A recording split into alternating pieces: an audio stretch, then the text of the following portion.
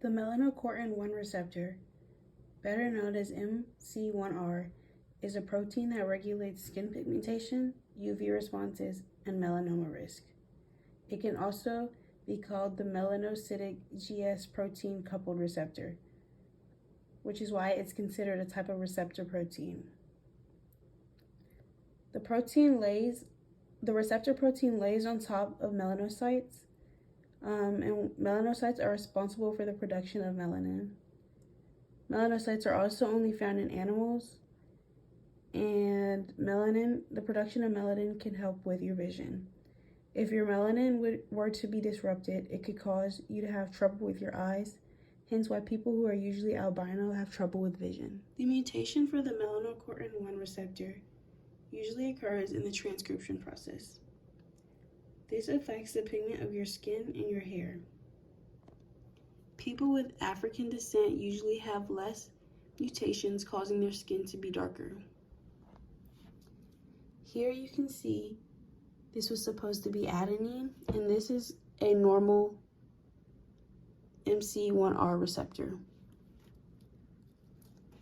The mutation occurs when adenine is now cytosine. This causes a decrease in melanin, and it'll affect your skin and hair. I also forgot to mention earlier that the melanocortin-1 receptor is located in the plasma membrane and can also be found in leukocytes. Different functional groups can be present on the amino acid side chain, including the amine function group, phosphate function group, carboxyl, hydroxyl, and sulfur hydryl. So the original melanocortin-1 receptor is extremely hydrophobic, and it has a positive charge. Eumelanin protects the skin from damage caused by the sun. So people with pheomelanin typically have an increased risk of skin cancer and damage to their skin. People who are born with red hair and freckles are the most sensitive to sun exposure. People with red hair can also be considered to have type 2 albinism.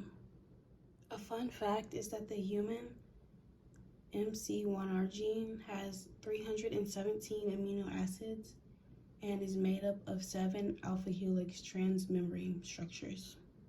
The MC1R protein also activates several signaling pathways, one of which is the CAMP pathway, and that leads to synthesis of eumelanin.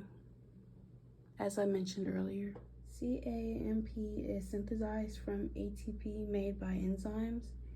CAMP is a messenger used for signal transduction.